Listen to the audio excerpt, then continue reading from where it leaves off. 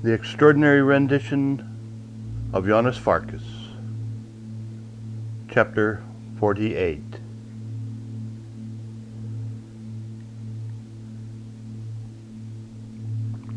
It amused Howd to see the priest so angry. He may have shed the black of his cassock for desert whites, but a darkness hung over him like an evil black shroud. "Is he here?" Howd asked. The priest shrugged his shoulders. There was death in his eyes.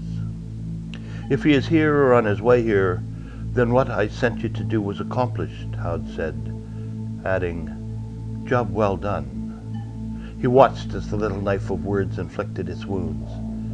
"Yes, job well done," he repeated. The priest turned away, keeping his face in the rage in it out of Howd's sight. Howd smiled. A man with anger could be used, but it was important not to let the anger overpower the use. The anger had to be controlled and channeled in the right direction. "Your plans were not the only ones that were changed," he said. "I had planned a surprise evening of entertainment for the heads of state of the League. A little theatrical evening with Janos playing the lead role.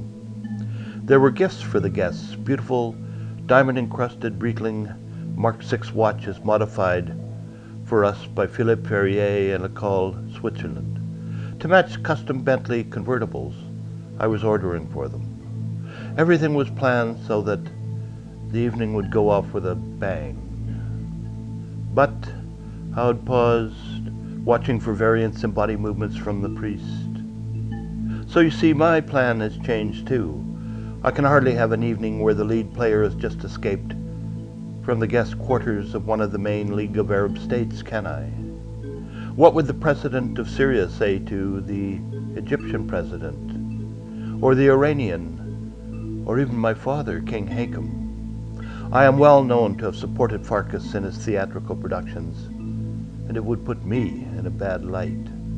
But unlike you, priest, I always have more plans than I can use. I'll just put it into another play." The priest turned. "What about the Bosniak actor? What about his bitch sister? She really pissed you off, didn't she? Just because she didn't include you in her plans? Don't worry about Farkas. Without me, he is nothing. He is only a bit actor. A player has no stage to play on. And his sister is even less important. But the secret of a great production is to give even bit players important roles. And I still have every intention of making this a great production. And you, priest, you..."